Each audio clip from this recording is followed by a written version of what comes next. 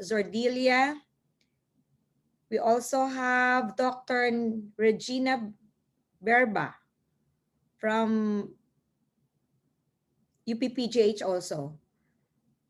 From Philippine Society for Allergy, Asthma, and Immunology, we have Dr. Michelle De Vera. We've invited also Secretary Carlito Galvez, represented by Yusek Isidro Purisima from OPAC. And we've also invited World Health Organization. Other members present today are Vice Chair, Representative Marilu Arroyo, and Representative Irene Saulog. Good morning again. I am pleased to welcome you all to the Committee on Health's briefing on various responses and initiatives against COVID-19 pandemic. We welcome this opportunity to hear straight from the horse's mouth as it provides a room for us to communicate the current efforts of the government, assess key issues, identify gaps and challenges, and more importantly, pave the way for a robust collaborative endeavor as we continue to face as one nation the present crisis brought about by COVID-19. Today's briefing by our panel's team experts and resource persons will dwell on trilogy of subjects. The first one will touch upon the COVID-19 vaccines, particularly on the WHO Solidarity Trial, specifically relating on their safety and efficacy, the mix and match of COVID-19 vaccine brands and platforms, and immunosurveillance study on the effectiveness of COVID-19 vaccines in the real world. The second one will delve on virgin coconut oil as a dietary supplement among COVID-19 probable and suspect cases. And the third one will be the last, which will touch on the funding of the proposed Virology Institute of the Philippines, or VIP, which I am happy to report is already approaching the final stage of legislative process here in the House. Let me assure you on behalf of the distinguished members of the Committee on Health that we will continue to find ways to work with our counterparts in the Executive Department and partners in the health sector and civil society organizations in finding long-term, proactive, and sustainable solutions to health challenges that afflict the Filipinos amid the world that is facing a global health crisis unlike any other. May I ask everyone to elevate our discussion on ways to go forward so that together we will be able to find the appropriate answers, pursue the right path, and emerge from this pandemic with a renewed commitment to the health and well-being of our people.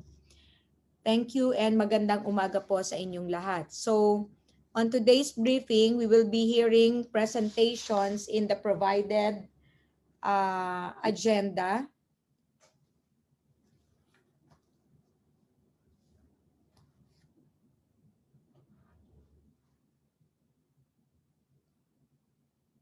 Then after the briefing, we'll have the question and answer. So I would like to request the members to register with the Secretariat if they want to propound questions or clarifications on a first come, first serve basis.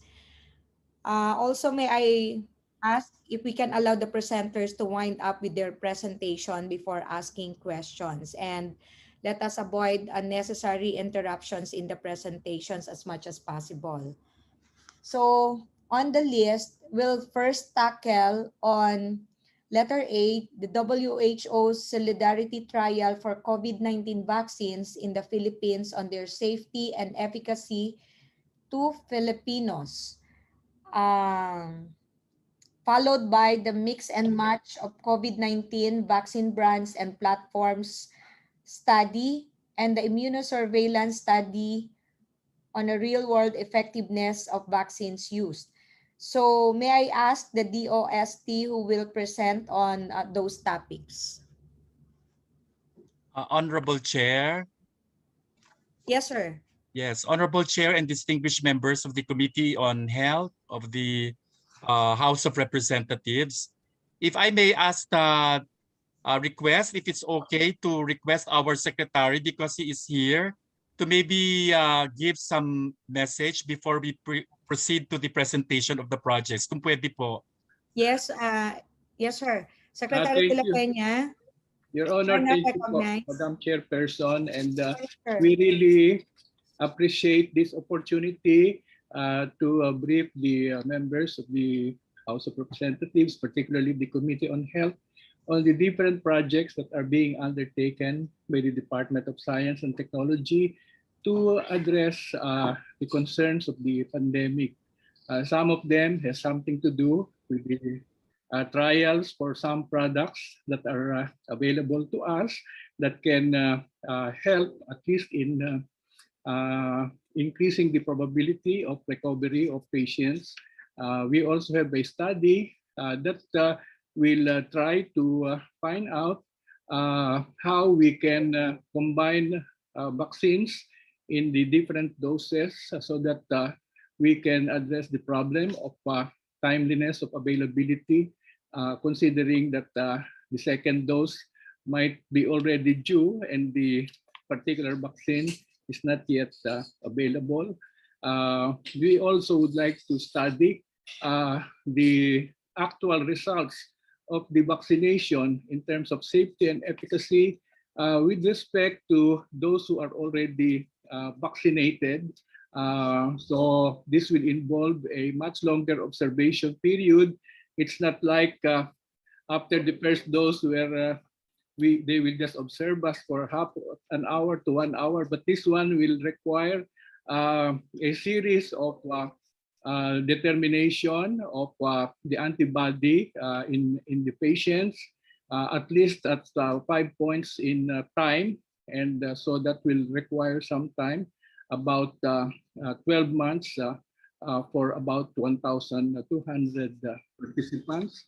We also will conduct a similar study, particularly with those who will be participating in the WHO Solidarity Trials for vaccines. So there will be two projects that will study the so-called real-world case, the effect in terms of safety and efficacy to participants. These are all for Filipino patients. I think the details will be given better by our project leaders, but really we are very appreciative of the fact that we are given this chance. We didn't even have to request, and Chairperson Helen Tan already scheduled this activity. Marami pong salamat. Jimmy. Maraming salamat, Secretary. Actually, natutuwa po kami sa pagiging proactive ng DOST together with UPPGH, no, your partners, in conducting this study, kasi marami na pong nagtatanong, no, yung questions on the efficacy of the vaccines, like yung development of antibodies after being vaccinated, and if we need to get the booster, no, or another vaccine after some time. So I think this is a good opportunity that initially mabrief po ang Congress on the coverage of the study and what do we expect after or the outcome of these studies. So yes, Sir Jimmy. Thank you very much po, Madam Chair, and to the honorable members of the Committee on Health. We are pleased to be given this opportunity to present the vaccine-related and other related projects on COVID-19 being supervised and organized by the Philippine Council for Health Research and Development under the DOST. We are actually the national coordinating body for health research mandated by Republic Act 10532. And the Council provides central direction, leadership, and coordination of all health research activities in the country. Since 2020, the DOST and the Philippine Council for Health Research and Development have been providing support to research projects aimed to address the pandemic through the initiative Addressing and Responding to COVID-19 through Health Research, or what we call the ARCHER program. Ilan lang po sa priorities na kasama po sa ARCHER program ay the following: vaccine-related researches, repurposing of existing drugs, supplements, and other formulations, diagnostics and kit validation studies, AI and ICT-driven models and prediction studies, COVID behavior studies, facility, laboratory, and hospital equipment enhancement, regulatory studies, and other COVID-related health researches. Can I have the slide po? Can I ask our colleague? Yeah, please. So for today po, we are going to present the following projects with their corresponding project leaders. Hindi ko na po sila i-introduce isa-isa, pero po sunod-sunod po ito para mabilis po ang presentation. So we'll start with the Solidarity Vaccine Trial in the Philippines, which is led by Dr. Jodor Lim of UPPGH. It will then be followed by a study evaluating the safety and immunogenicity of mixing different COVID-19 vaccines and vaccine platforms. Ito po ay led by Dr. Michelle De Vera of the Philippine Society for Allergology, Asthma, and Immunology. Clinical and serologic COVID-19 surveillance among adult individuals who have been fully vaccinated against SARS-CoV-2 in the Philippines. And this will be presented by Dr. Regina Berba of the National Institutes of Health, UP Manila. The beneficial effects of virgin coconut oil among suspect and probable cases of COVID-19. And this will be presented by Dr. Imelda Angeles Agdepa, the Director of the Food and Nutrition Research Institute. And last but not the least po, yung establishment of the Virology and Vaccine Institute of the Philippines to be presented by Dr. Annabel Briones, the Director of the Industrial Technology and Development Institute of the DOST. So Madam Chair, I will request the speakers to come in succession, and the Q&A will be after all of them have been presented. So may I now request Dr. Jodor Lim to present the first project. Dr. Lim, you are now recognized. Magandang umaga po sa kanilang lahat. Naririnig niyo po ba ako? Yes, Doc. Okay, sige. So, honorable members on the Committee of Health, good morning to everyone. May I present to you the Solidarity Vaccine Trial in the Philippines, a randomized trial of candidate vaccines for COVID-19. Last year, the Interagency Task Force on Emerging Infectious Diseases, through the resolution number 47, approved the participation of the Philippines in this WHO Solidarity Vaccine Trial. It is the part of our global commitment to address the COVID. Now, the said Solidarity Vaccine Trial is the only mechanism which unites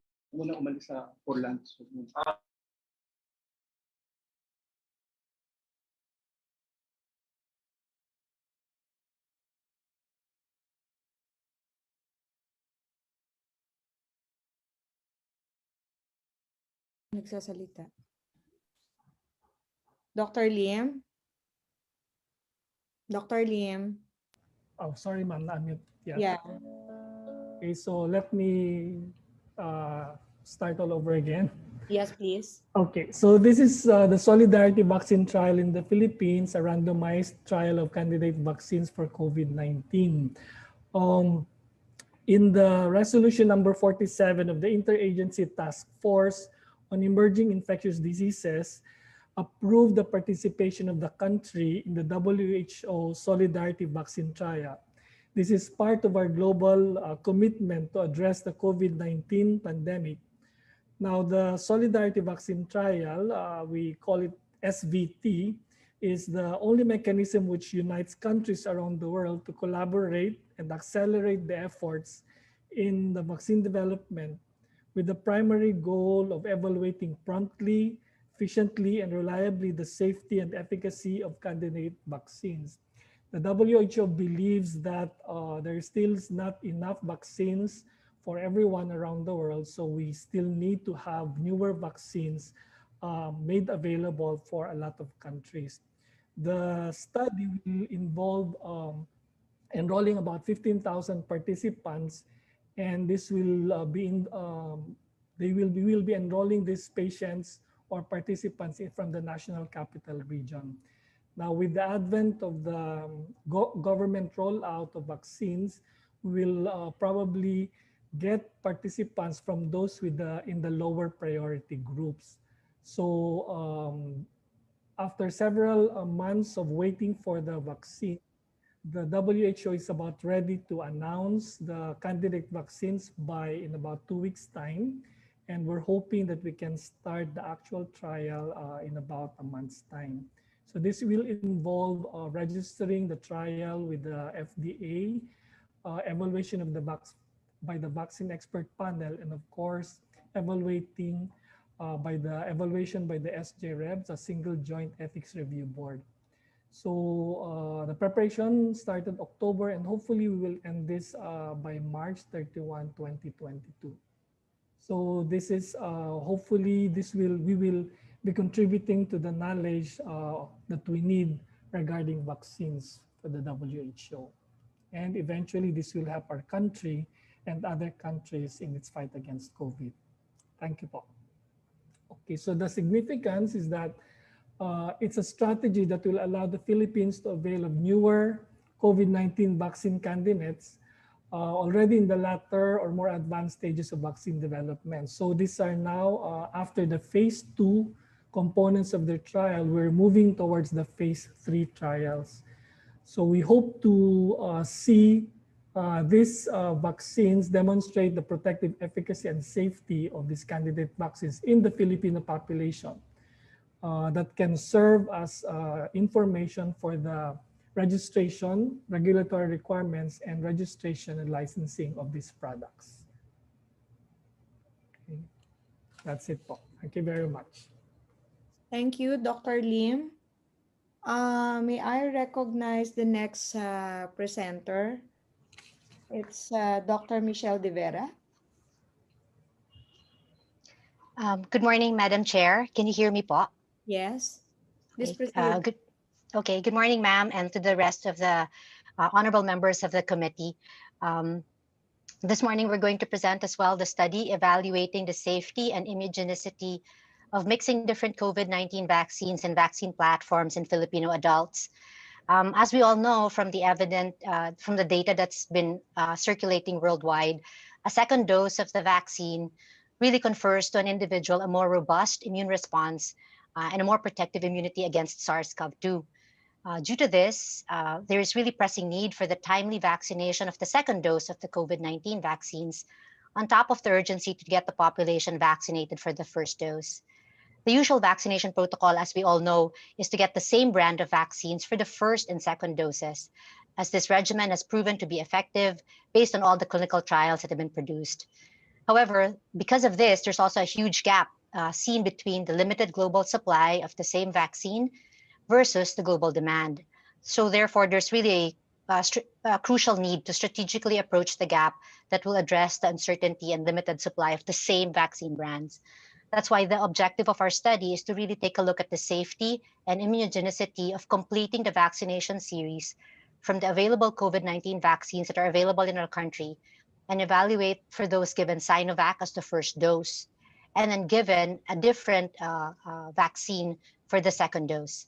We also have a cohort that will look at a primary series of the same vaccine, for example, Sinovac, AstraZeneca, and getting a second booster dose to see the robustness of the immune response as well. We're going to check for antibody tests and cellular immune tests in 5 different time points to assess the immunogenicity of the different vaccine combinations. We're also going to take a look at breakthrough COVID-19 infections following administration of the vaccination, and these will also be analyzed and characterized. Next slide, please.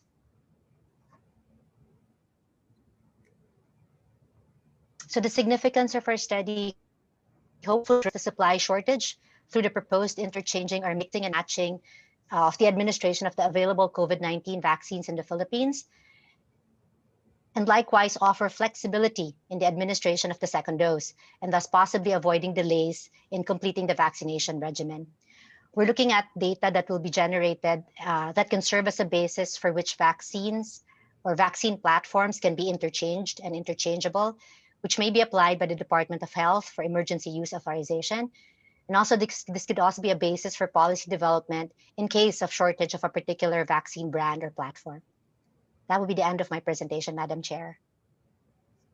Thank you, Dr. De Vera. Next to present is Dr. Nina Berba. Good morning, everybody. Good morning, Honorable Chairman of the Health Committee. I'd like to present our study. The short name is Secure Philippines. The long name is Clinical and Serologic COVID-19 Serosurveillance among adult individuals who have been fully vaccinated against the SARS-CoV-2 in the Philippines. So vaccine effectiveness, or VE, is the ability of the vaccine to prevent significant outcomes of interest in the real world setting. Several factors come into play to make the vaccine effective as observed in the real world. So our proposed study is really to estimate the real world vaccine effectiveness of COVID-19, the different brands that we've used, by using two kinds of surveillance systems that we are going to put together: an immunogenicity surveillance program and a clinical program which will look into the prevention of symptomatic COVID-19 among the cohorts that we will be identifying. Next slide, please. So we will be doing this in 3 phases. The phase 1 will be looking at healthcare workers. It will be hospital-based. The Philippine General Hospital will be the hospital that we will engage with. Phase 2 will be community-based. This will involve one selected community that will represent an urban community. And phase 3 will be a nationwide cohort study involving all the regions in the Philippines. The study will document and confirm our real-world VE, and the immediate benefit will be us being able to characterize the immune response related to the different kinds of vaccines we have received and will be receiving among different groups of individuals, including healthcare workers, vulnerable groups like senior citizens and those with comorbidities, and also people with no comorbidities. It will also answer the different questions that we have, including the one that was pointed out by Madam Chair earlier, the duration of the vaccine effectiveness among individuals who have received it. So our expected outputs are listed here, and we hope to really make significant contributions to policies that we will contribute to the Department of Health regarding COVID-19 vaccine use in our country. Thank you very much. Thank you, Dr. Berba.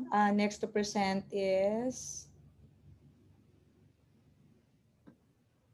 on the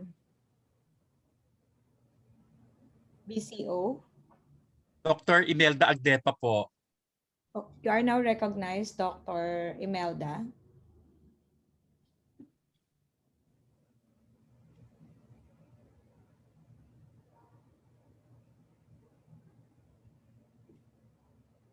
Dr. Agdepa, you are now recognized. Yes po. Please proceed. Sorry, ma'am. So, Honorable Chair and other members of the Health Committee, our colleagues and partners in the government, our Secretary Fortunato de la Peña, a pleasant morning to all. Actually, the Food and Nutrition Research Institute is a premier institute in terms of conducting food, nutrition, and science and technology services of the government. During the COVID-19 last year, our agency has been responsive in contributing to the prevention of the surge of this viral disease. And one of its response is actually conducting the research on the beneficial effects of virgin coconut oil among suspect and probable cases of COVID-19. The objective evaluate the beneficial effects of virgin coconut oil given to suspect and probable cases of COVID-19 who are quarantined in a center or in a hospital. Specifically, the study evaluated the effects of virgin coconut oil in normalizing the following: the C-reactive proteins, all hematology tests like the WBC and other CBC differential count, pulmonary function, viral load or the CD4, the lipid profile, the diminishing or resolution of signs and symptoms, and of course, we monitored the number of days in the center. So virgin coconut oil is a popular food supplement and is generally recognized as safe. If the results of this study prove to be successful, VCO can be used as a potential supplement of suspect and probable cases of COVID-19 to prevent worsening of the condition. The expected output is scientific evidence for the use of an accessible and inexpensive supplement which will help in the promotion of the coconut industry. Policy recommendation on the use of VCO as intervention against COVID-19, and partnerships with LGU, that's actually in Santa Rosa, Valenzuela, and also in Muntinlupa, the Philippine Coconut Authority, the DOST Region 4A, and the DOST National Capital Region.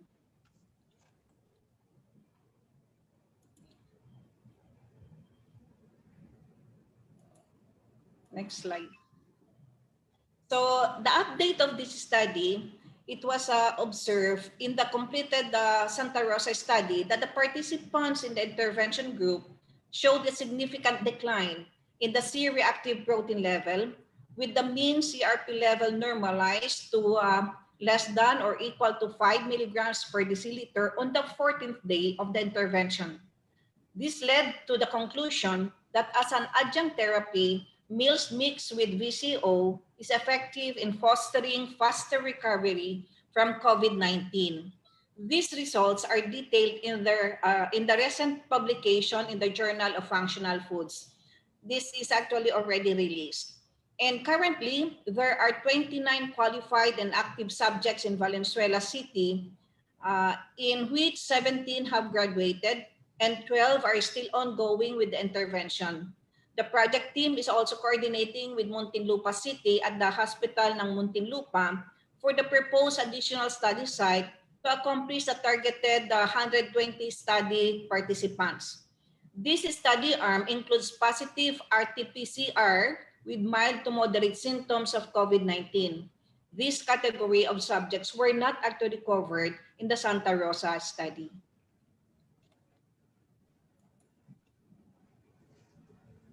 Next slide, please.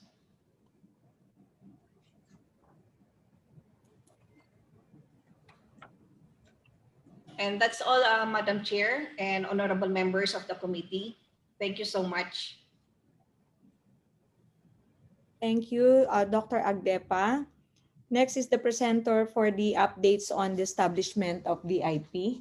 We have, I think, Dr. Annabel Briones. Dr. Briones.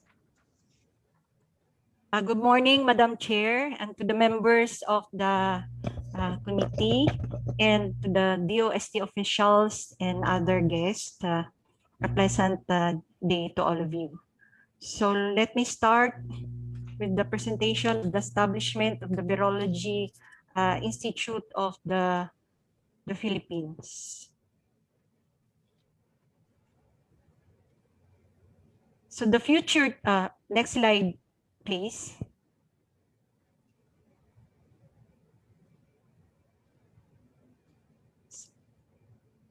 Rika, slide 2, please.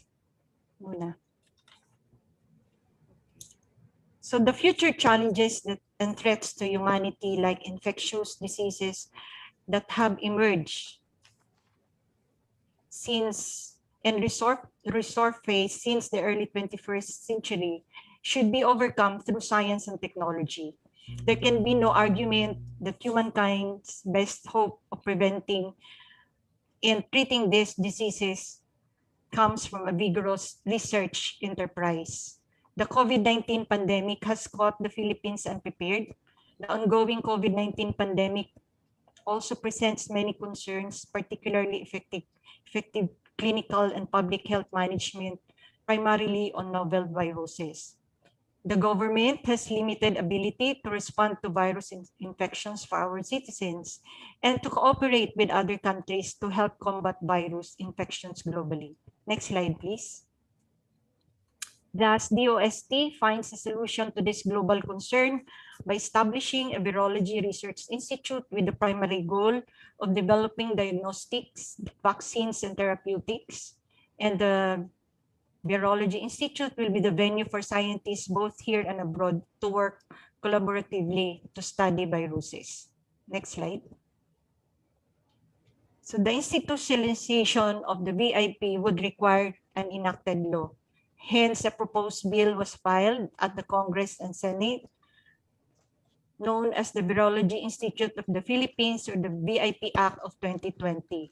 The main provision of this act is to create a research and development institute under the Department of Science and Technology called the Virology Institute of the Philippines, or the VIP. Next slide. The VIP would be the country's premier R&D institute in virology and vaccines. Next slide. The VIP also aims to do virus research using advanced molecular biology methods because we need to understand our enemies. So this includes their structure, ecology, vector, reservoir, transmission, pathogenesis, pathophysiology, and host immune response to these viral pathogens, among others. Aside from understanding these viruses, the VIP also aims to do R&D on their biotechnological applications. It is not only essential that we detect them, but that we detect them early. So developing rapid detection methods or kits would help in preventing the spread of pathogens. The earlier the infection is found, the fewer losses there would be. Developing our antiviral therapeutics and vaccines cannot be stressed enough. As we know from our experience in COVID-19, the Philippines has to wait in a long line for the vaccines. So countries that made them are naturally prioritizing providing for their citizens first. If we made our own, we could avoid having to wait in a long line. Moreover, we can also avoid the high prices of these remedies. So the research outputs from the VIP can be used in partnership with the local pharmaceutical companies. Mass productions can be quickly done. The VIP would be essential for the Philippines to become self-reliant with technologies that are locally made. Next slide. While the bill is for enactment, DOST has initiated the research and development of the VIP program. DOST is implementing 8 projects to start the VIP program in partnership with several institutions. So these are Baylor College of Medicine, USA, St. Luke's Medical Center, and the Research Institute for Tropical Medicine. The focus of the said projects is on human, animal, and plant virology and research areas of diagnostics, therapeutics, and vaccines. Next slide. An initial fund of 284 million has been allocated for 6 projects, including collaborative projects with other institutions. Project 1 focuses on viruses in animals that may become zoonotic and transferred to humans. There are reports that SARS-CoV-2, the causative agent for COVID-19, is a zoonotic virus. Thus, studying them now may help prevent another pandemic from happening. As the first step in controlling the transmission of the disease is through detection. Project 5 aims to rapidly detect the African swine fever virus in the field and yield results in approximately 2 hours. Results of this project would be beneficial, especially for the local hog raising industry. Project 6 on plant virus would look into the tomato yellow leaf curl virus, which infects tomatoes, a multi-million sector of our country. But it can also infect beans, pepper, tobacco, cucumbers, and other important crops, translating to millions in losses. Projects 2 and 3 aim to use them to detect food and waterborne pathogens and treat bacterial infection. Project 7 seeks to develop a potential vaccine candidate utilizing a viral-like particle or VLP platform that can elicit both humoral and cellular immune responses, and most importantly, will be able to mount immune protection from the identified SARS-CoV-2 variants of concern. Project 8 aims to develop antibody test kits using enzyme immunoassays that may be used as an adjunct to or in place of the RT-PCR and as a screening tool for large-scale serum sample processing while seeking to remedy the turnaround time, sensitivity, and specificity issues attendant to the above-mentioned test for COVID-19. With these projects, DOST hopes to build the VIP capacity and help resolve some of the pressing issues in our country brought by viruses. Next slide. The DOST, in coordination with experts from here and abroad, is constantly crafting the plans for the VIP. This slide shows the planned activities for the realization of the VIP in the next 5 years. This include the constructing the facilities, recruitment, capacity building, conducting initial research projects, local and international partnerships and networks until the VIP is fully operational. Expected outputs from the initial research work include local virus strains data bank and diagnostic protocols and tools. This timeline depends on the passage of the VIP bill. Thus, DOST earnestly seeks support for the bill's passage in the House of Representatives and the Senate. Next slide. The VIP involves the participation of Filipino scientists abroad. 7 Balik scientists are working closely with DOST in the initial projects of the VIP. The involvement of the scientists can also promote and forge linkages with other institutions and collaborators. Next slide. The official site of the VIP is at the New Clark Economic Zone Interlock under the Basis Conversion and Development Authority or the BCDA.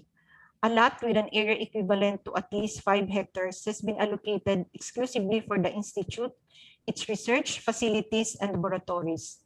At present, DOST and BCDA are finalizing the term sheet before signing the lease contract.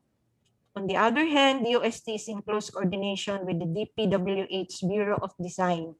DBM has allotted a 50 million to DPWH for the design of the facility. The slide shows the proposed architectural design of the VIP facility.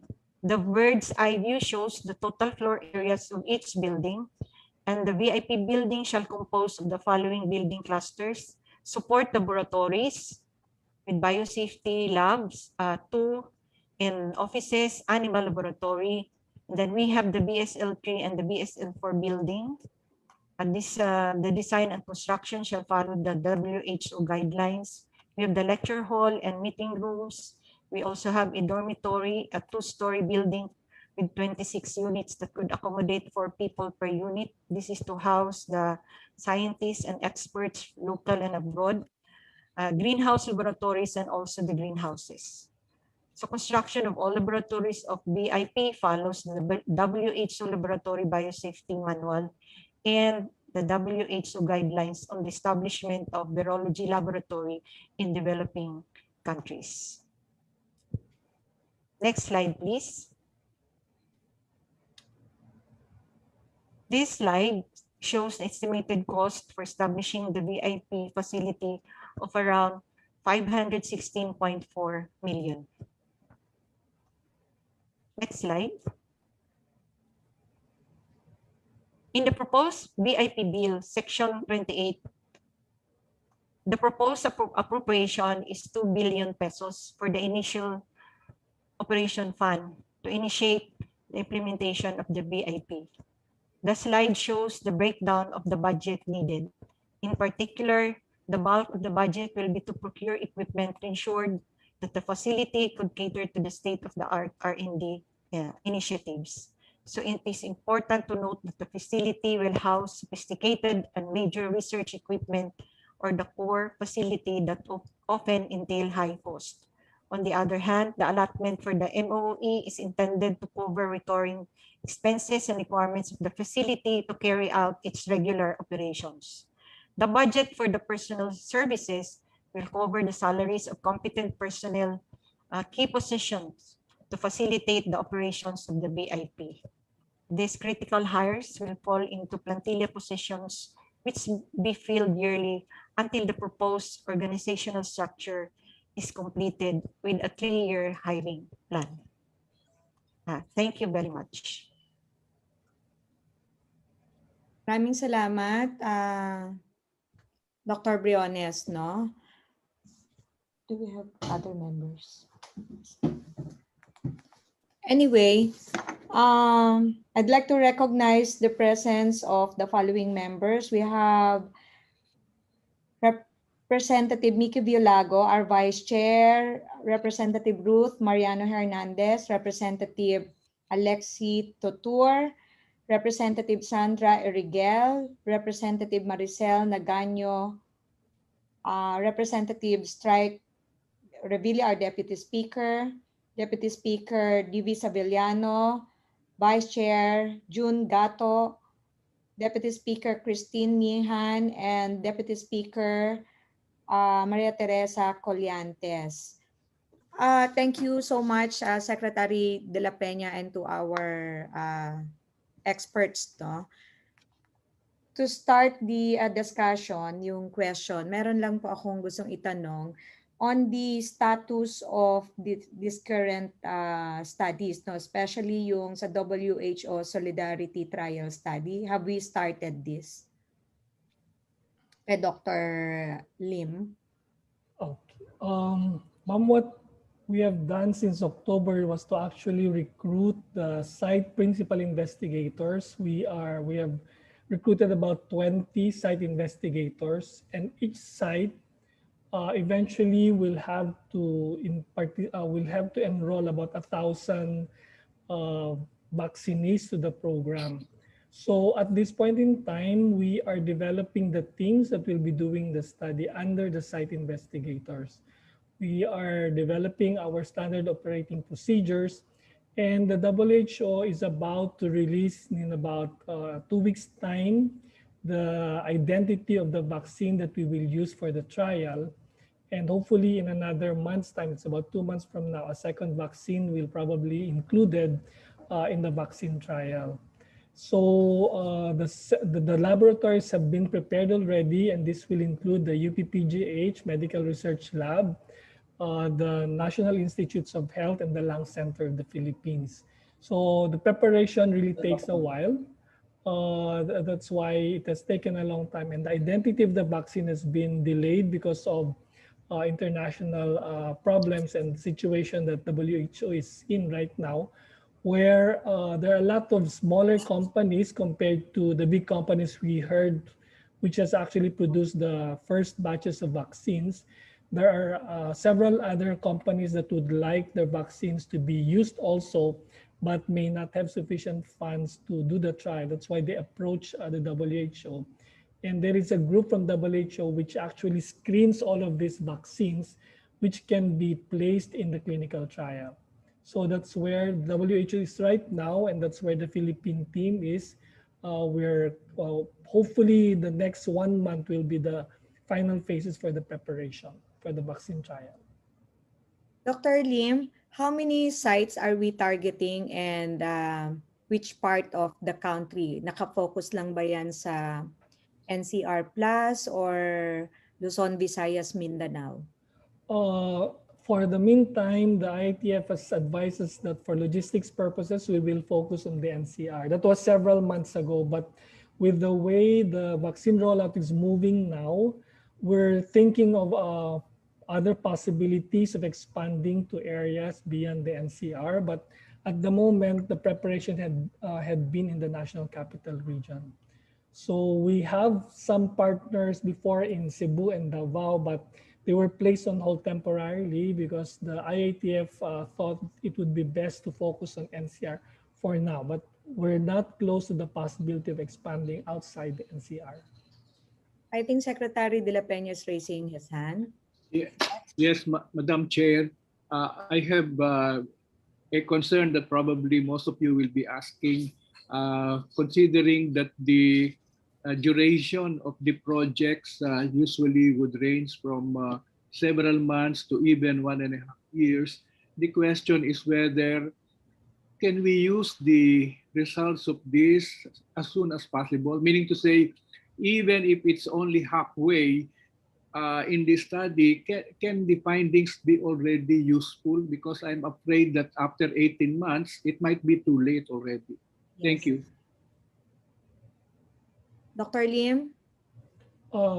Sir, as per the WHO protocol, they mentioned that once we hit the target, if we enroll so many patients and we hit the target wherein about 150 of these participants were diagnosed to have developed COVID after the vaccination, they will more or less analyze the data and be able to find out that's probably about 3 months time from the time of recruitment, and they'll be able to evaluate if this vaccine is efficacious enough. I think because of the design of the study, it's an adaptive design. The steering committee can actually decide later on to add another vaccine to the trial so that after evaluating that one vaccine, if found to be efficacious, more than 50% efficacious, can be used as a as a as a standard for the succeeding vaccines. So that's what they will do. The first vaccine can become the standard for the study. A second vaccine will be placed into the trial for a non-inferiority kind of trial. So in 3 months' time, they can actually assess if one vaccine is efficacious, and hopefully add a second and even a third vaccine. So we don't wait for the 18 months for the efficacy.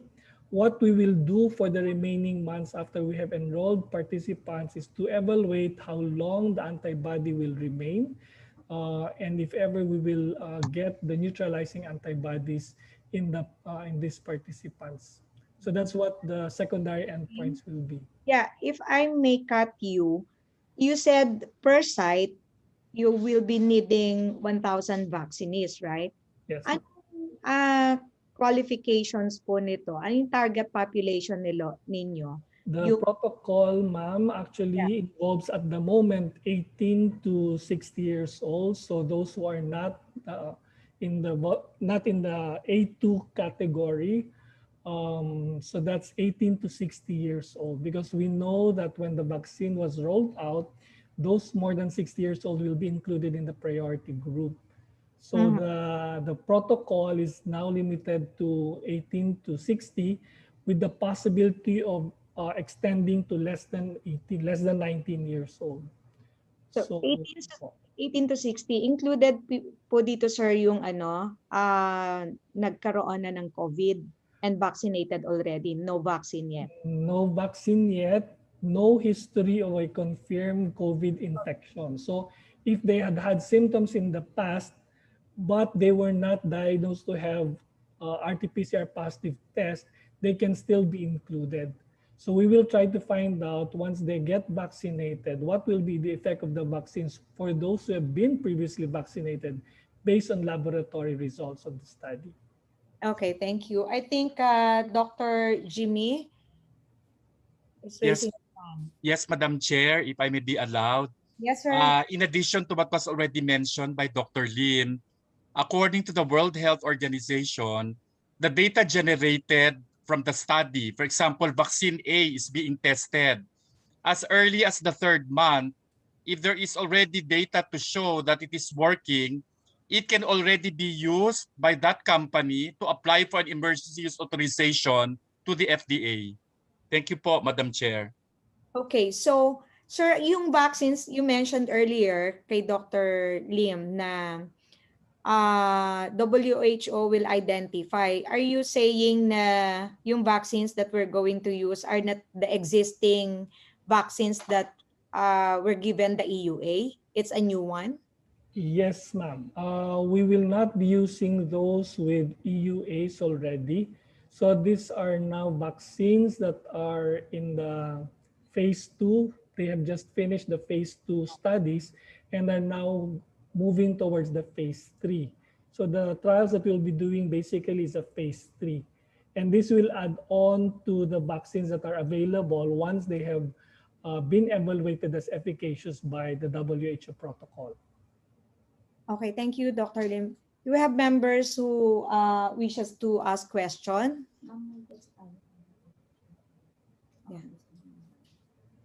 Any comments from DOH and the FDA? I think we have guests from FDA and DOH. Doc Meme? Yes, good morning to everyone. Good morning po, Congresswoman Tan. So the Department of Health is supporting the DOST initiatives in conducting the trials. We are end users of these trials because we are really in search of vaccines that will help us fight the pandemic. Although we now have vaccines with EUAs, there are still supply issues. The more vaccines that we have, there can be more choices, not only for our country, but also other countries who are relying on these vaccines. Also, the generated data that will come from these trials will also inform the Department of Health on future choices, because right now po EUA lang lahat ng ginagamit ng Department of Health, but we are monitoring the data in terms of the real-world effectiveness, also the efficacy versus the variants which are also present in the Philippines. Thank you, Dr. Guerrero. From the FDA? Good morning, Congressman Tan, and to our colleagues in government. The FDA shall await the submission of the DOST. Ma'am? Sorry? Can you turn on your video? Okay, please proceed. Okay. Good morning, everyone. The Food and Drug Administration shall await the submission, because if the data on clinical trial phase 3 interim is already sufficient, there is more benefit than risk, we will evaluate it, and we will just inform if there are additional documents that needed to be submitted. But we are going to accept the application already if the benefit is already higher than the risk, as will be presented by the applicant. Over. Thank you, Director Sironay.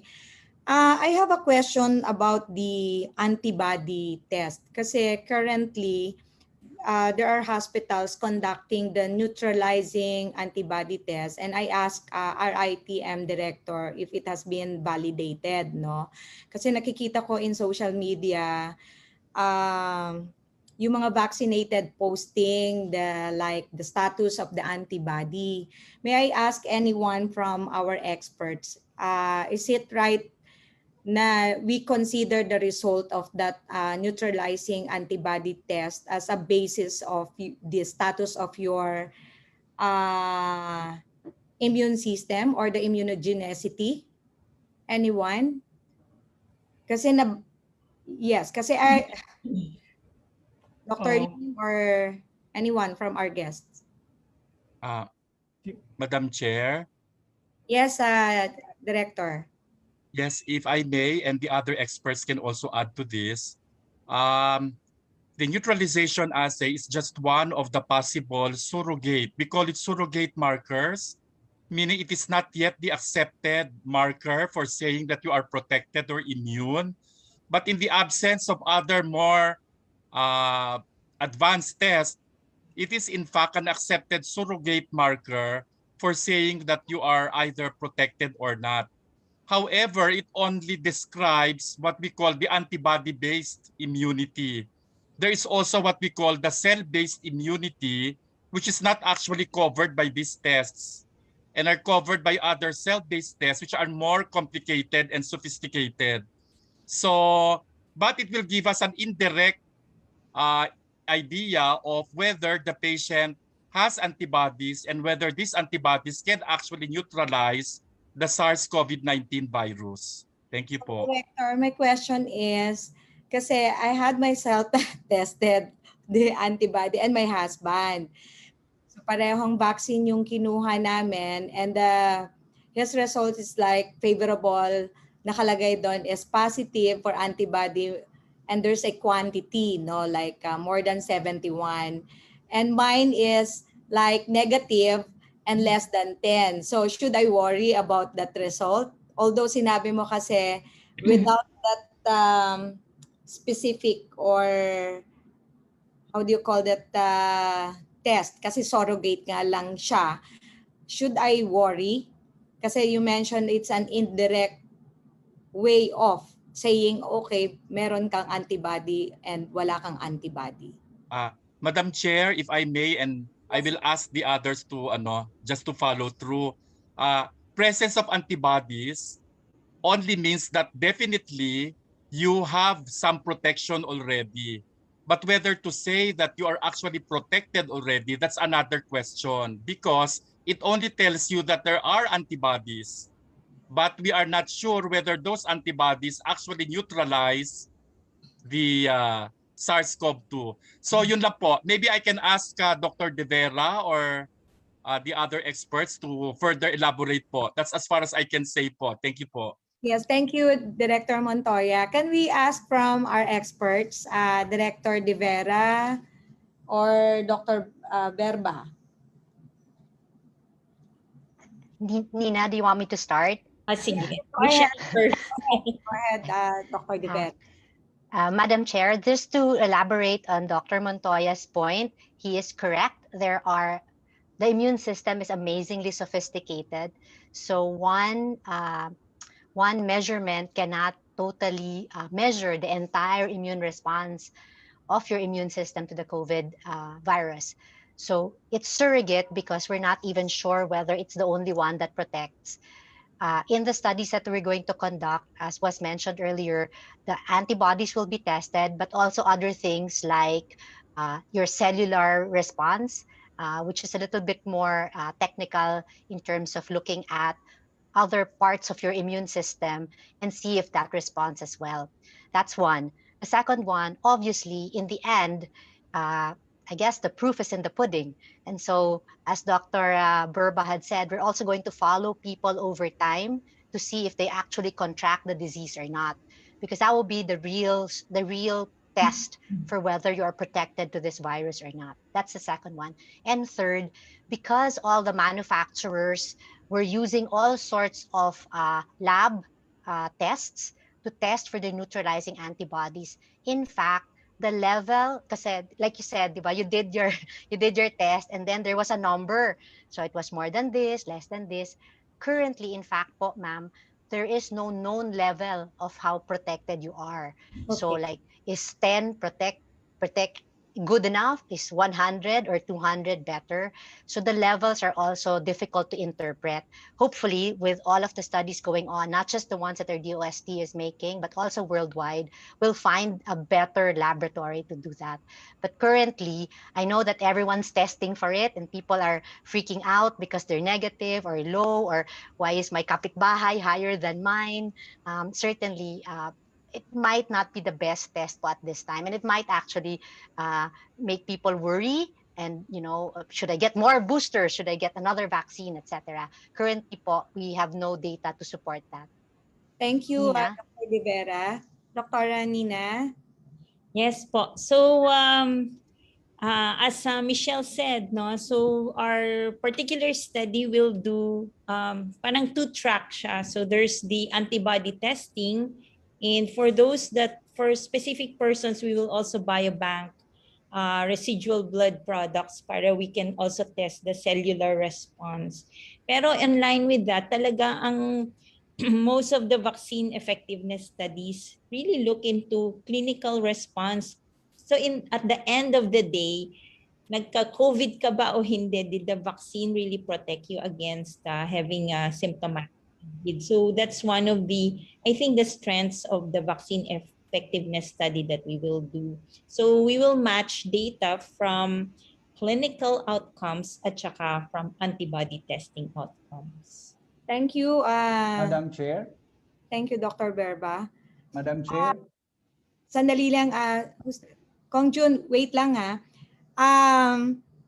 siguro lang ang request ko from our experts, DOST, DOH, to provide information na pwedeng maintindihan ng lahat ng majority of the Filipinos. Kasi nga, what's going around doon sa Facebook, nagpo-post ng mga antibody test and nagpi-freak out yung iba.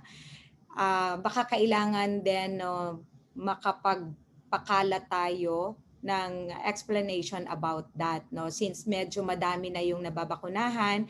And then how do we regulate those facilities conducting this test? Siguro it's a question I need to ask to DOH, no. Kong Jun, before I recognized you, medyo nauna lang po si Representative Alexi Tutur, then our Deputy Minority Leader Janet Garin. So I would like to recognize first Representative Alexi. Thank Okay. you, Madam.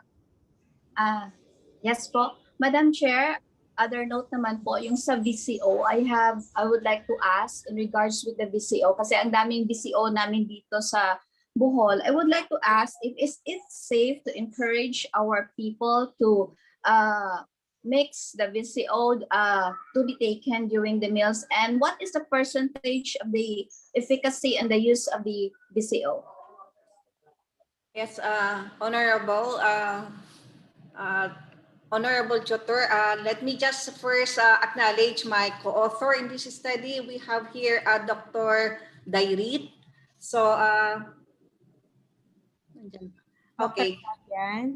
Yes, Dr. Fabian Dairit po. Nandyan po siya, naka-online po. So, thank you so much, Dr. Dairit, for attending. Honorable Tutor, actually, the VCO can be actually mixed with the meal, or it can be taken orally as a VCO. However, in our study, we actually mix it with the meal. It's just because we don't like the patients to know that they are really taking the VCO, since this is a double-blind trial. So that means if it is actually the dose was on a graduated dosing, or on the first 3 days of confinement in the center or in the facility, we gave them 0.6 ml per kilogram body weight.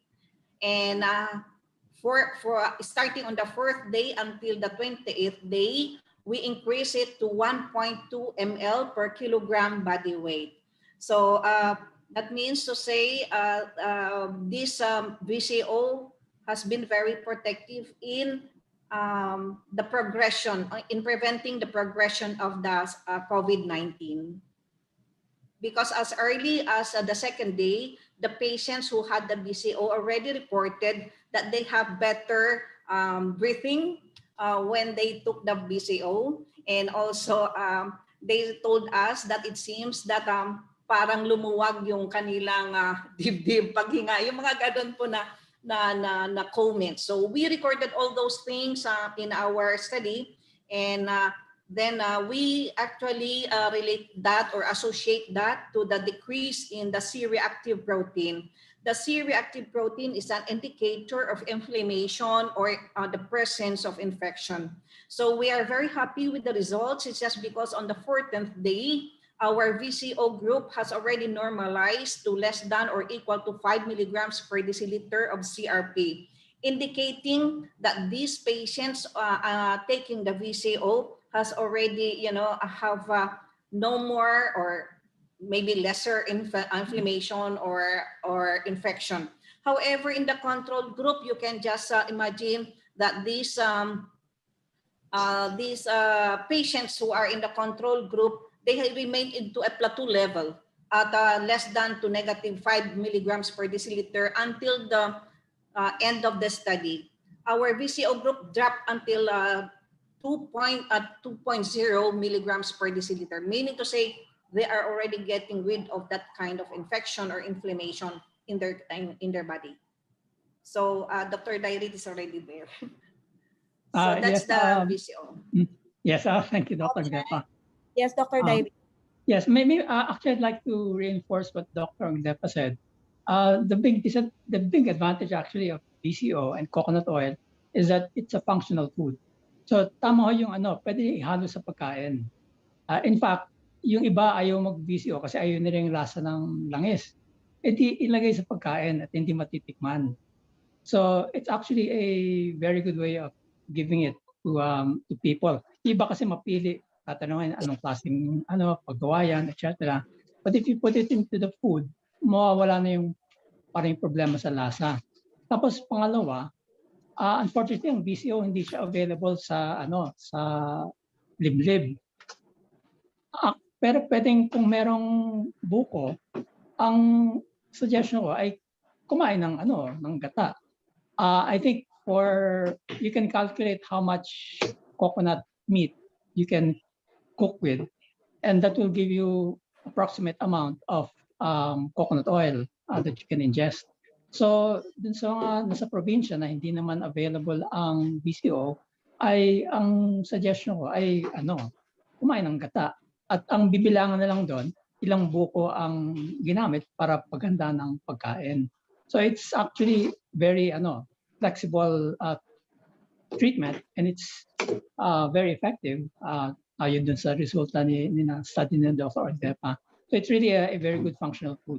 Yes, salamat po. Thank you. Yes. Madam Chair, Go ahead. follow up lang po. How many times po tayo, Doc, mag-take yung sa VCO, yung graduated dosage in a day? How many times po tayo mag-mix with the food? Ang suggestion is the equivalent of, let's say for a standard person, 60 kilograms, siguro 1 tablespoon with each meal para distributed yung coconut oil sa katawan throughout the day. Pero siyempre kung may COVID, pwede namang taasan yon. Ang maganda sa coconut, wala naman siyang toxicity. At ang pinamasamang mangyayari ay sasakit lang ang tiyan, magtatae. Pero hindi naman yun not a serious condition naman. So does it mean po, Madam Chair, that the percentage, can you give us estimate of the efficacy of the percentage ng use of VCO po, Doc? Madam Chair. Percentage lang po, according to your studies, the control group. Dr. Dairit or Dr. Agdepa po. Dr. Agdepa will have the data. Dr. Agdepa. Yes, thank you so much po. Actually, on before reaching day 28, that's actually on the 21st day, all patients were already having diminished signs and symptoms and have a very low CRP level already. That means to say about 98%, you can say that.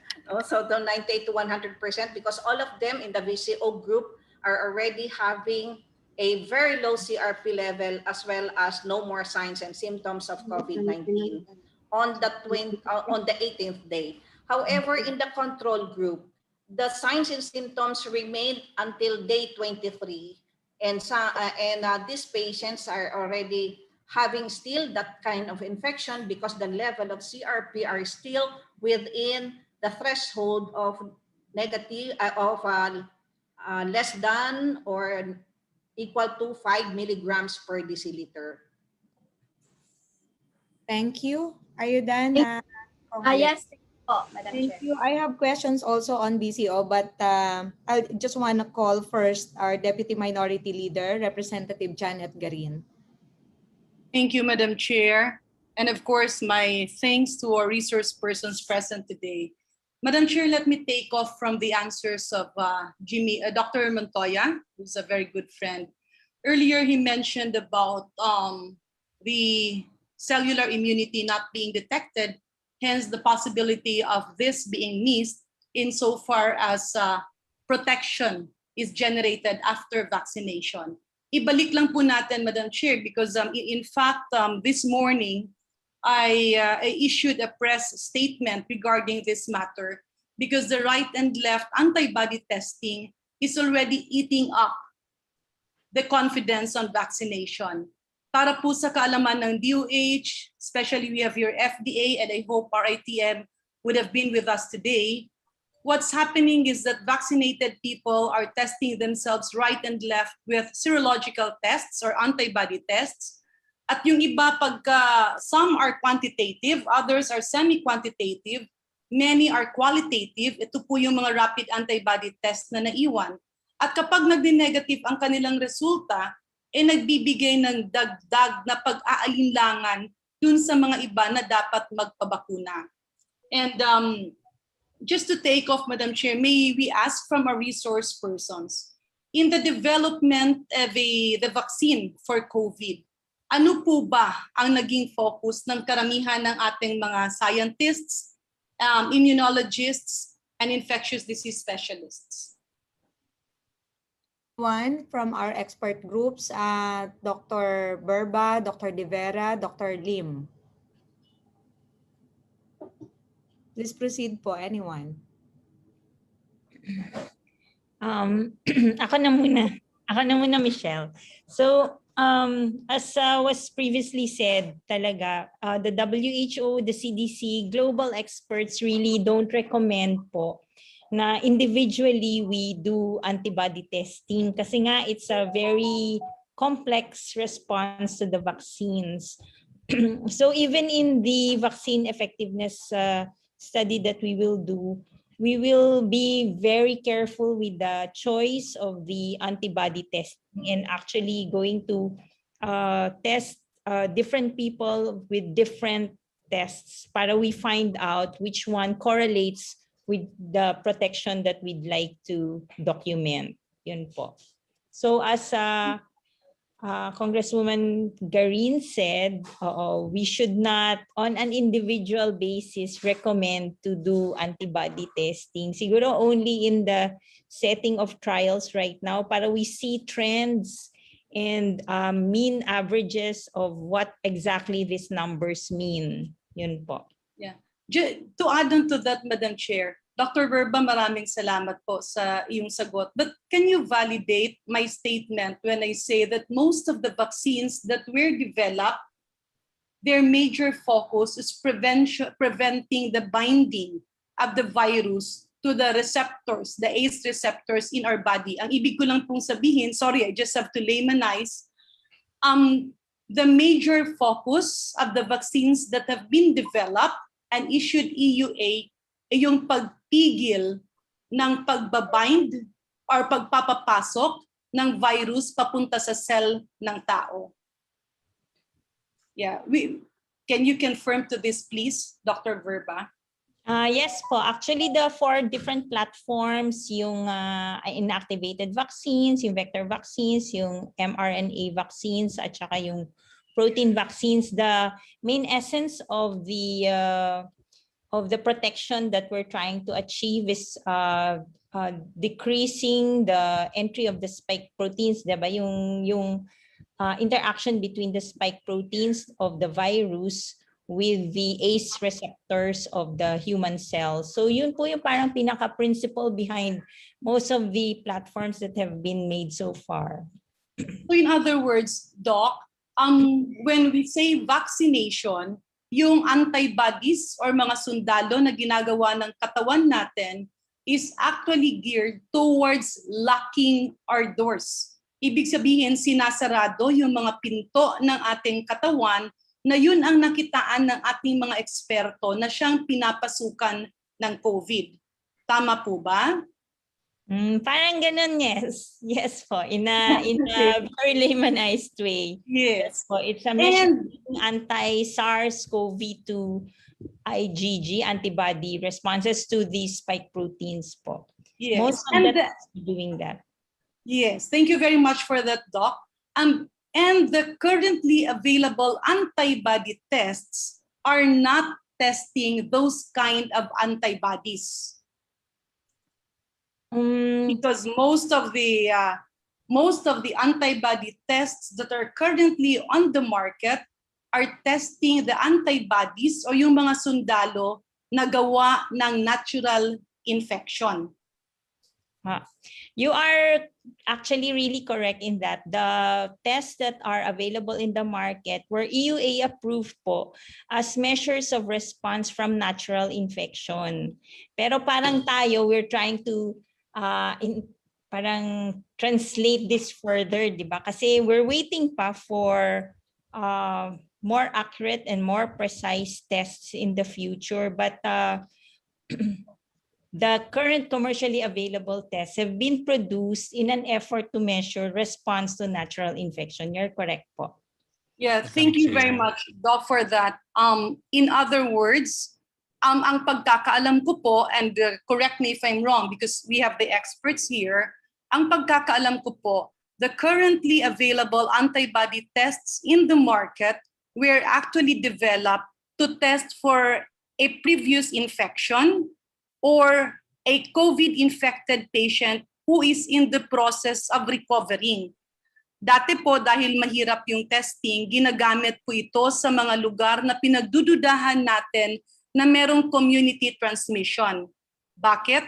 Kasi pag merong mga nagpa-positive sa currently available antibody test, ibig sabihin sila ay nagkasakit 1 to 3 weeks ago or even a month ago at malamang ay kumakalat sa kanilang barangay.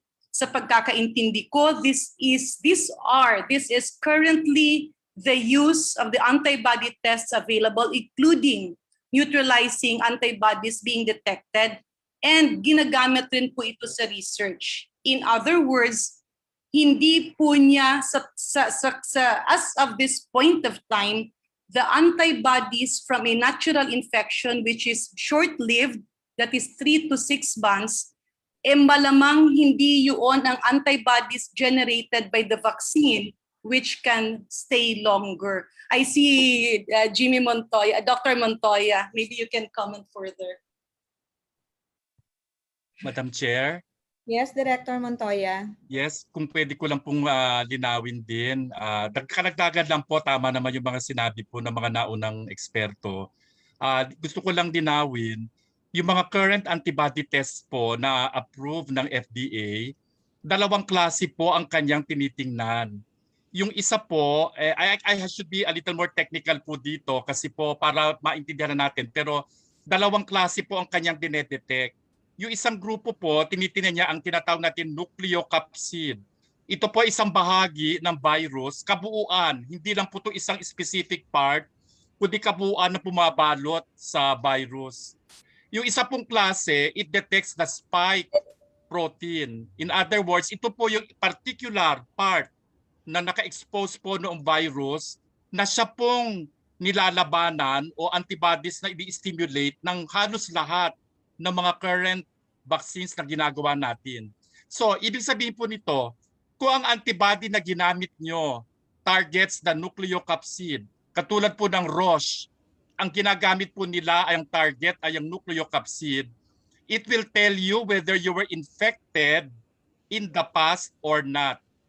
So tama po kayo, Dr. Garin. It will tell you whether you were infected in the past or recovering. Kasi kung IgM po o IgG, depende po, lalabas din pong positive yan. Pero po, yung isa pong klase, yung anti-spike ang dinedetect niya, it can actually be positive in vaccinated people. But it can also be positive in people who were previously infected naturally. So it cannot differentiate the two. So yung nucleocapsid po, ulitin ko po, ang nucleocapsid will only be positive kung kayo ay naturally infected. Dahil yun po, parang kabuuan siya, it does not specifically look at the spike. Pero kapag po yung antibody test nyo detects the spike, it can also be positive sa naturally infected kasi kasama po yon sa nucleocapsid, pero pwede rin siyang positive doon sa spike na dinedetect lang. So positive siya pareho doon, but cannot differentiate the two. So kung gusto nyong malaman kung kayo ay infected in the past, ang recommended ay yung nucleocapsid. Pero kung gusto nyong isama pati yung nabakunahan, para more or less ma-idea kayo kung may antibodies ba siya, yung anti-spike po ang titingnan nyo. Both are currently available. Yung neutralization test po, iba po yun. Kasi ang neutralization test, tinitingnan yung mismong virus o bahagi ng virus, itetest nila kung yung antibody ay kakabit doon ng pasyente. At natural, kung kumabit, ibig sabihin, hindi na siya makakakabit doon sa kanyang target kung siya papasok sa ating katawan o kanyang mapapatay yung virus. So neutralization test. So magkaiba po yun. So kung kayo ay talagang gusto nyo na magkaroon kayo ng idea na kung kayo protected o hindi, ang closest na surrogate as of now is neutralization test. Kasi po ang target noon yung virus mismo. Unlike yung mga antibody test na available ngayon, hindi po yung virus, part lang ng virus ang tinitingnan. So hindi natin alam kung mapapatay niya talaga yung virus o hindi. Yun lang po, Dr. Garin. Thank you, Director Montoya. Can I have a last interjection, parang additional question kay Director Montoya, ma'am? Yes, please proceed. One Yeah. last question, Kong Janet. Yes, thank you, Madam Chair. Director Montoya, thank you very much for your exhaustive and laymanized discussion on testing. Pero ang katanungan ko lang po, with the currently available, even the neutralizing tests, what is the efficacy? Ano po ang porsyento ng false negative at false negative? Just to laymanize it, no? Ibig sabihin, dun sa mga hindi makikitaan ng presensya ng neutralizing antibodies, ilan doon sa kanila yung actually protected? Because the information that we are getting from other regulatory agencies abroad, the false positive and the false negative rate is as high as 40 to 60%. Is this true, Director Montoya? Tama kayo, Dr. Garin, regarding that. Kasi nga, ang dinedetect lang po niyan ay antibodies. At alam naman natin na ang proteksyon ng isang tao ay hindi lang sa antibodies. Kasama po dyan yung cells na tinatawag, yung T cells, yung mga killer cells, yan po, na hindi po kasama doon sa antibody detection. In fact po, ang lumalabas na pag-aaral ngayon, doon sa mga tao na nabakunahan na bumababa ang antibodies, pero sila ay protected pa in the sense hindi sila nakakasakit. Maaaring ang pumapasok dito ay yung cellular part na, yung mga T cells o yung mga memory cells na ang gumagana. Kahit mababa po yung antibodies nila, protected pa rin sila. Thank you, Director Montoya. Thank you, Madam Chair. Isa lang po ang mensahe, Madam Chair, no? If we can request the Department of Health and the other agencies present here to give a categorical response regarding this, because it's not only an unnecessary expense on the part of the general public, it's also giving and sowing a lot of confusion. Even our vaccinators are testing themselves right and left. And people are very worried, ay, bakit kalahati lang sa amin nagpositibo? Bakit kalahati ng hospital personnel ay negatibo? In other words, if a test kit has an efficacy of 40, a false positive or false negative of 40 to 60%, ang ibig lang mong sabihin doon, don't trust that, don't use that, trust your vaccines. Use only an antibody test kung gusto mong malaman na ikaw ay may previous infection or may mga kasamahan kayo sa bahay na gusto mong malaman ay nagkaroon ng local transmission. Maraming salamat po, Madam Chair, and thank you very much to our resource persons and our scientists.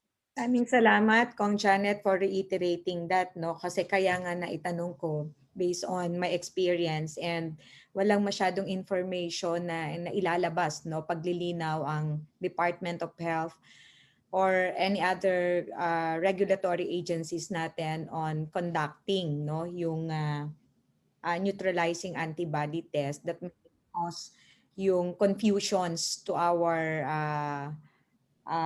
constituents. So maganda po sana nandito yung Department of Health, no, maging proactive and regulation of those facilities conducting that test na hindi naman siya necessary. I'd like to call on Kong Jun Gato. Kong Jun? Thank you, Madam Chair. Yes, please proceed. Actually, related pa rin dito sa question mo, Madam Chair, sa kay Congresswoman Garin about the neutralizing antibody test. I heard earlier na wala pa naman talagang level ng neutralizing antibody na maging reliable parameter para sabihin kung effective ba or efficacious ba yung vaccine. So my question is, kung meron a certain amount of level ng neutralizing antibody, I understand ang sinabi ni Dr. Montoya, meron na rin some degree of protection. My question is, paano kung zero ang level ng neutralizing antibody? Should we be more worried as was asked by our Madam Chair kanina?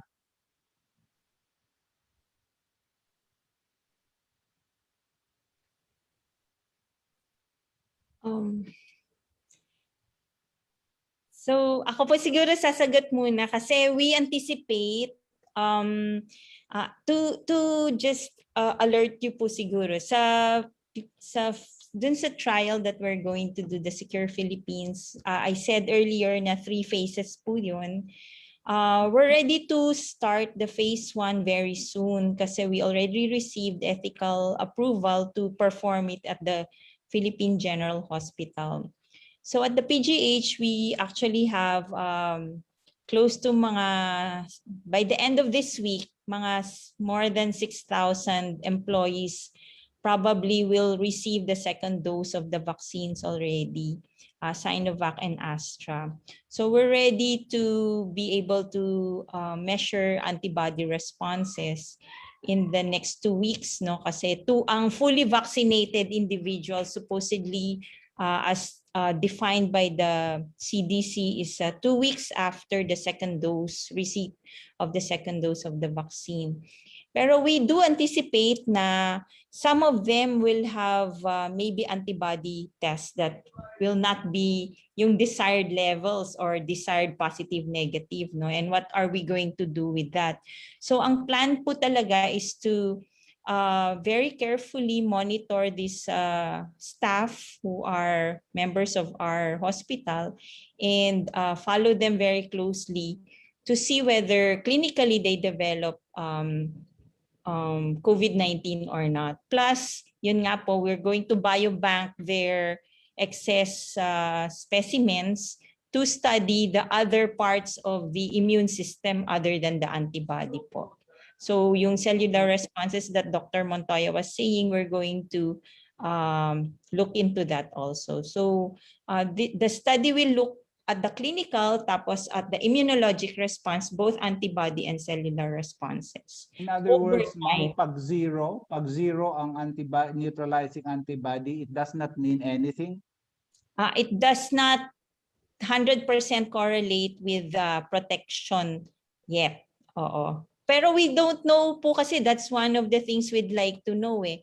Ano ba in population, let's say healthcare workers, kailan ba talaga sila most of them will mount significant response. So that's why antibody tests will be done over a period of time. Iba-iba po yung So it is not advisable yet nga ma'am na magpa-neutralizing antibody test ngayon dahil anuman ang resulta, wala pa rin significance yung resulta. Yes po. On an individual basis po, our citizens in the Philippines, I suggest wag muna tayo magpa-antibody testing on our own. Individual or group, can we say na hindi muna dapat? So that hindi malilito ang tao katulad nung sinabi ni Congresswoman Garin kasi ang daming nagpapa-test to find out kung effective daw yung vaccine brand A or vaccine brand B or ganon, ma'am.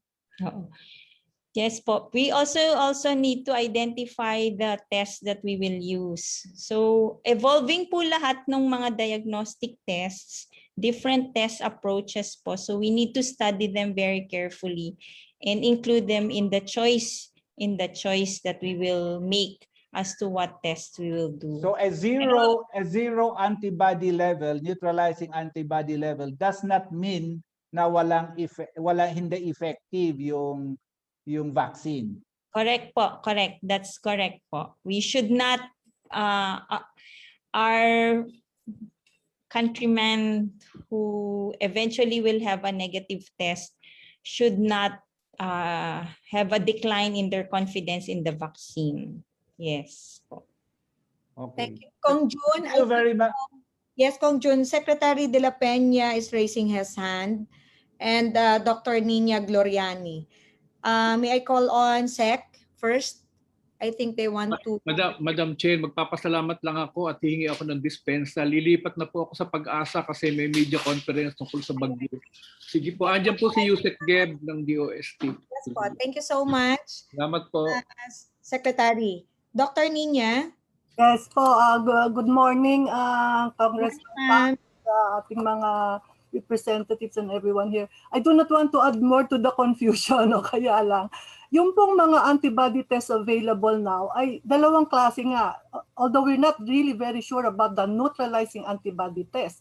Kasi iba po ang validation niyan. What are more available are the binding antibodies, either qualitative or quantitative. So, pardon me na hindi ko po naaaral pa yung ano yung pinipresenta na sinasabing neutralizing antibodies available. Because we have two, at least two, dalawa po. Yung pseudovirus neutralization assays or yung wild type neutralization. I'm sure hindi po siguro yun yung wild type kasi wala po tayong BSL-3 facilities dito. Pero kung yung pseudovariant assays po, we need that to be validated. And I have to ask our ITM kung may na-validate na po sila na ganon. So kung wala pa po, I'm sure yung sinasabing neutralizing antibody test dyan ay hindi pa po validated. So then another one is, kahit po magkaroon ng yung sinasabi nyo nag-zero, pwedeng yung iba dyan ay poor responders kasi po sa immunity. Meron pong poor responders, may moderate responders, may high responders. Yung high responders yan, yung nasabi nyo kanina, yung husband nyo, no? So kayo baka poor. Pero yung mga poor, alam nyo, ang mga resulta po abroad ngayon, yung iba pong mga antibodies na nakikita doon sa ibang nabakunahan, a little later than what you would normally measure. Ang measurement po natin sa ngayon ay 2 weeks after the second dose. Ang iba po dyan, tataas ng antibody nila after a month, after 2 months. Actually, yung po yung nakikitang information ngayon na mas broader ang immune response the longer you wait to be tested. So siguro ang bottom line lang po, actually sabihin ko na rin po, we are trying our best to develop yung communications nga na please do not get yourselves tested kung hindi nyo alam i-interpret ko po kasi importante po yung interpretation and then nagkakagulo po, nagwo-worry. But the DOH is doing that communications now. So yun lamang po. Sorry, baka naka-add pa ako sa confusion. Thank you po. Thank you so much, Dr. Nina. Actually, reiterate ko lang, no, siguro through the initiative of DOST kay Director Montoya, that you record siguro for dissemination, information, explanation on that, no, yung maintindihan po in layman's term ng ating mga kababayan. So, we can disseminate it in the ground para lang po maunawaan ng ating mga kababayan kasi nakaka-add siya ng yung sa vaccine confidence natin yung supposed to be magpapa-vaccine and nakukonvince na natin and with that mga coming out in social media na zero or negative antibody but has been vaccinated. So nakakadagdag siya doon sa takot or ayaw magpabakuna, no? So, yun lang. If you can help the Department of Health siguro kay Director Montoya, we can ask our Yes po, Madam Chair. Yes? Yes po. Yung demand generation group po who is in charge of communications po on vaccines, kasama po kami dyan at ipaprioritize po namin yan. Salamat po. Yes, kindly give us or furnish us a copy, Director Montoya, once it's done. Opo. Thank you, Madam Chair. I'd like to call on Representative Marilu Arroyo, our Vice Chair. Kong Marilu, you have the floor. Yes, good afternoon, Madam Chair. I'm just so confused. Can we mix vaccines? Because you mentioned earlier, what if we start on a Sinovac and then there's none available for the second jab? What can we do? Can we mix or do we wait? I'm so confused. Thank you very much, Madam Chair. Anyone from our experts? Madam Chair, can I take this question po? Yes, Dr. De Vera. Congressman Arroyo, thank you for that question. I guess yun po yung sasagutin ng ating study. So yung study po na gagawin natin ay yun, exactly that po. Basically because the demand is way more than the supply that we're getting right now. And also it's not flexible at all. So if you get this, because that's what the original studies have shown naman po talaga, that if you get the same brand, it confers effective immunity from the virus. But because of all of these current problems, the study that we are conducting will answer that question. Everyone will get Sinovac as its, because that's the one that we have a lot of, as your primary, that's your prime, and then your boost po will be the other kinds of vaccines. So that will either be po Pfizer, Moderna, Sputnik, or Astra. And then afterwards, we follow these patients po, look at their immunogenicity, meaning yung mga pinag-uusapan na ho ng lahat. So that's all the antibodies, the cellular response, the clinical protection that these combinations will give, and also po safety. So hopefully we will get that information. Currently po, the only one that's been doing these studies are in the UK. It's called the COMCOV study. They started it already, and hopefully we will get some interim data by June from the UK po. There's also one that was done in Spain, but we don't have the raw data from Spain. We only have their news release, but they've done it. But what they used are Pfizer and Astra. So because those are the vaccines that are available po in their countries. So in ours, because there's a lot more that we're using, yun ho yung aaralin natin po. Madam Chair, one follow-up question, please. Go ahead, Akong. When do you get your booster shot? By booster, do you mean your second shot? Or a year after, 6 months after? What do you mean by booster shot, ma'am? Madam Chair, thank you very much. Dr. De Vera? Yes, ma'am. The lingo that they use po in the studies, it's called prime boost. So prime is your first shot, boost is your second shot. So it's the primary series. So I guess it's first shot and second shot. That's easier to understand. So yung current data po is that the first and second shot should be of the same brand. So Sinovac, Astra, Pfizer, unless obviously it's the Janssen, Johnson's po na one shot lang siya. But all the other vaccines po, 2 shots, same brand. What we're going to do ho is first shot, Sinovac, second shot, other vaccine. So yun yung mix. Tapos so that's 1 month apart po. So if you get the Sinovac today, 28 days to 30 days later, you will get your second shot of a different brand. That's one group po. The other group that we're studying is the booster, meaning the third shot. So you get Sinovac, and then 12 weeks later po,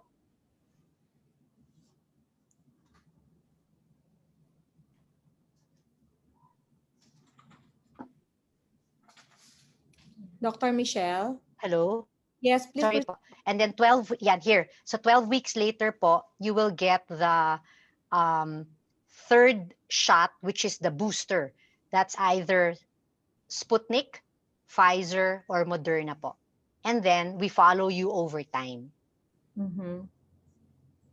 Thank you very much, Madam Chair. Question has been answered. Thank you. Very clear. Madaming salamat. Marilu. Yes, Dr. De Vera, in addition doon sa question about booster, kasi currently Moderna has been developing daw booster dose. Does that mean that nag-conduct na sila ng study and they said any vaccine, so compatible siya, yung first dose, how do you call that? The first vaccine, pwede mo siyang i-mixed up. Are you aware of that? Is this supported by a study by their company? Ma'am, the data on Moderna doing boosters is not yet out. So I don't have, I'm not privileged to get that information po. Okay, sige. Thank you. Anyone from the committee? Madam Chair? Yes. Siguro idagdag ko lang, yung booster po na dinedevelop ng Moderna, ito po ay dinevelop nila to hit or to counteract the variants. The variants. Yung mga variants po na na-identify na. Okay, that's good. So, tawag po nila doon booster. Opo. Thank you.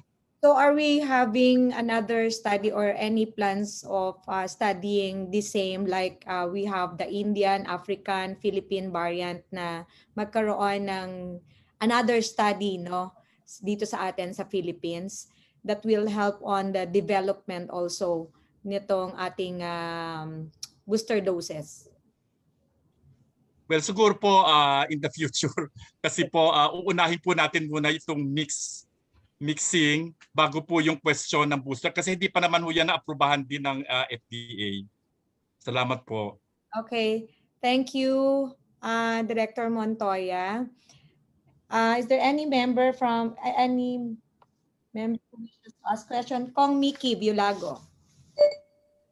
Thank you, Madam Chair, and good morning to everyone. Madam Chair, same question lang to, gaya ng question mo and question ni Kong Garin.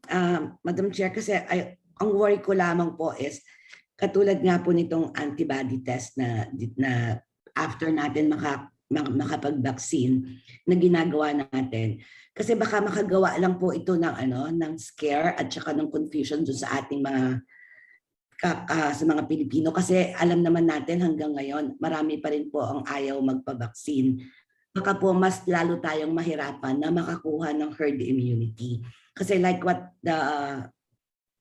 yung ating po mga presenters na sinabi kanina na hindi natin dapat, kasi katulad ng sabi nyo nga kanina, may zero at merong high numbers na lumalabas. Hindi natin dapat to tinitignan kasi we always depend on our own immune system. Pag ganun po kasi ang naging rason natin, magdidepende tayo lagi sa immune system natin, baka po mas marami pa ang hindi magpabakuna. Dahil kung yun po ang babasihan natin, ano kaya ang magandang pwede nating gawin para magpabakuna na lahat para magkaroon tayo ng herd immunity? Kasi dito po sa amin, napakarami pong ayaw pa rin magpabakuna. Dahil nga natatakot sila kasi hindi natin masagot hanggang ngayon which vaccine ang pwede at ang maganda para sa atin. Thank you, Madam Chair. Anyone can answer from our guests? Director Montoya. Yes, Madam Chair.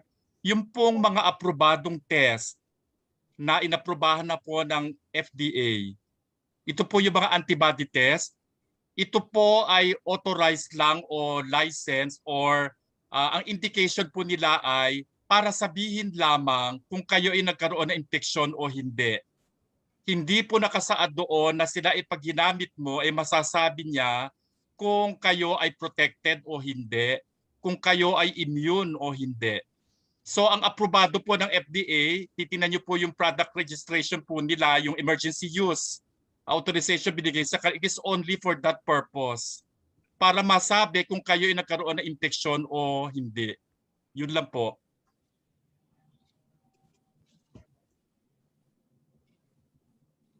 Thank you, Madam Chair.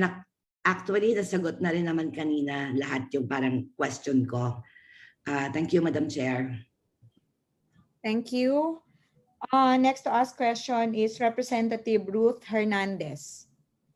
Hi, Madam Chair. Good morning, and our resource persons. Good morning. Actually, my first question is the same with Kong Nikki, so I will not ask it again.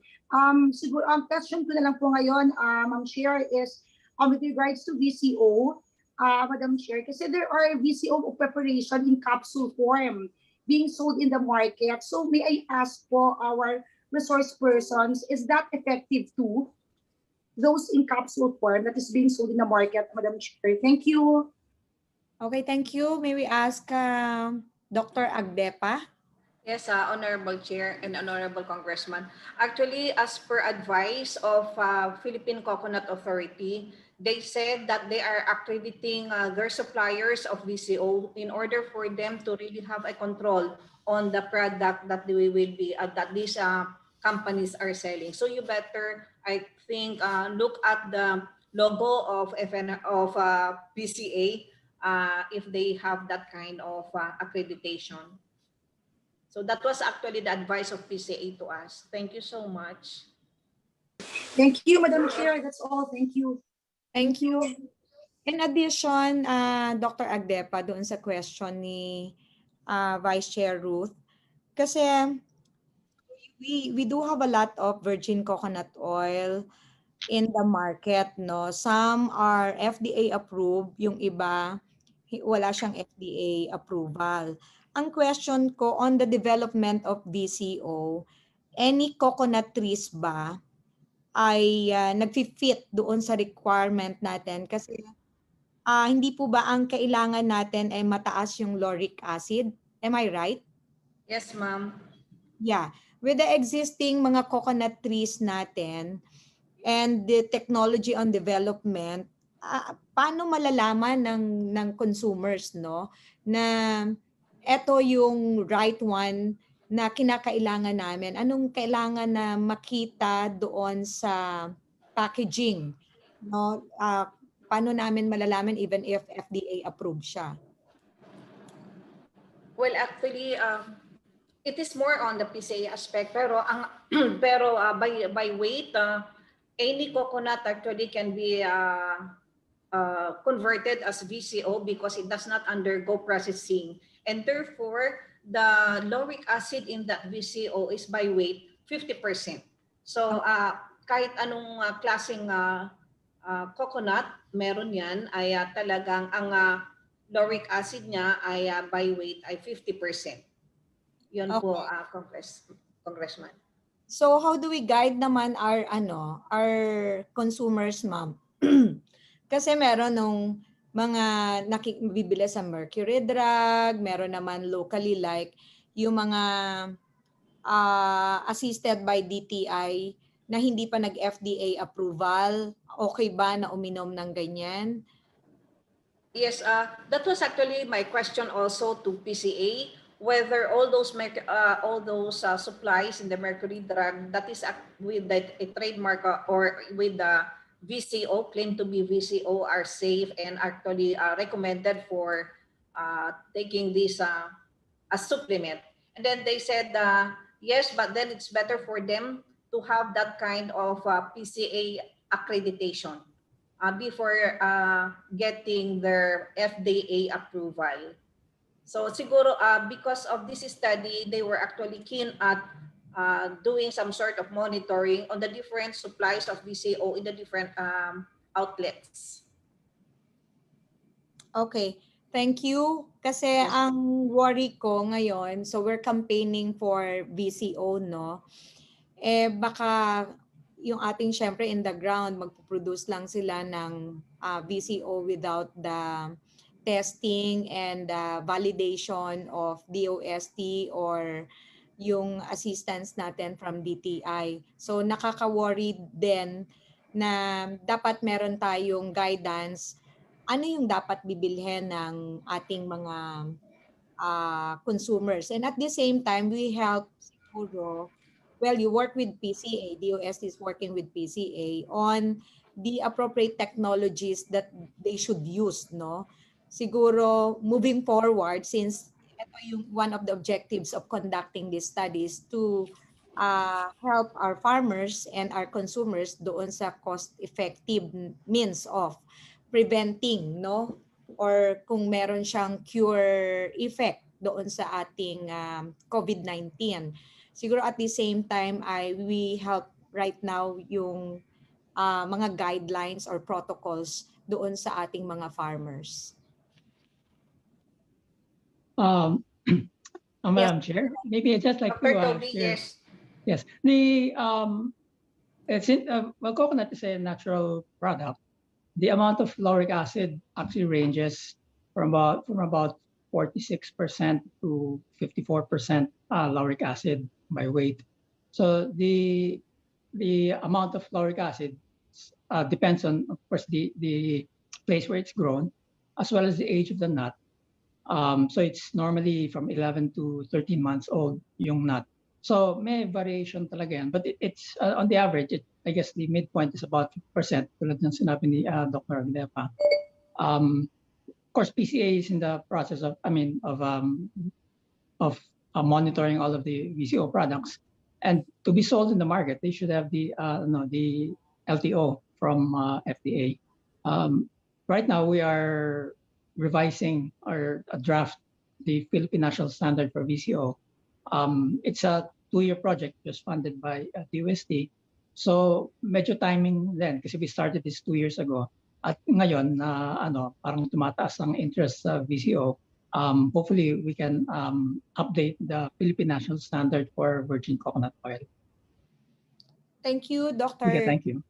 Kasi that's why I raised that concern na any kind of the coconut trees kasi aware naman tayo, sir, na karamihan ng mga puno ng niyog ay matanda pa sa atin siguro at this time. So, would that be part of the consideration doon sa study natin in producing VCO?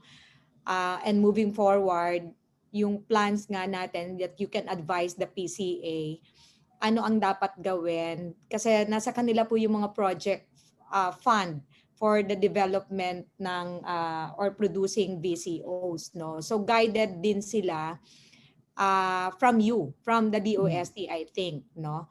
So I think yung collaboration, kasi I was informed that for this year there were like less than 20 sites projects funded by PCA for VCO production. So yun lang yung worry ko, baka nagpo-produce tayo ng hindi naman de kalidad, no? And the DOST intervention is very much important at this time. Yes, ma'am. Yes. Actually, we're looking at that right now. Thank you. Okay, thank you. Yes. Do we have members pa who wishes to ask question? Do we have pa from the list?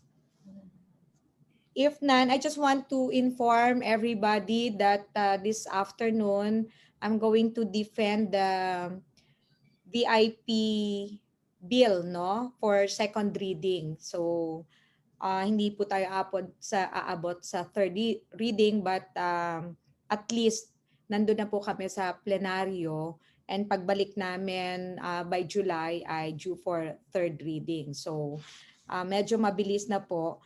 And I'd like to thank the DOST for their initiative, no, while waiting for the enactment of this bill. Meron ng preparation from your end, no, so that once enacted ay funding requirement na lang siguro yung ating pagtutulungan po dito sa Kongreso. Any additional inputs po from our resource persons? Anyone?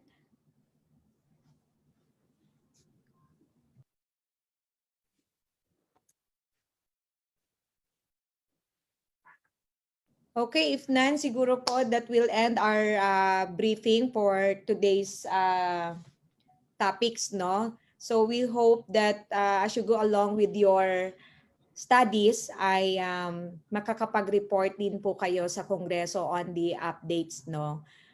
Doon sa ating mga pag-aaral. Kasi I think very important ito as a guide, no, sa ating policy makers, and also for the Department of Health decisions, no? So maraming salamat po sa lahat ng ating resource persons headed by Secretary De La Peña from DOH also, and FDA, and our experts. Yusek Rowena Guevara, I think nakita ko siya. She's with us also, and to all members of the Committee on Health. Maraming salamat po. Can we hear a motion?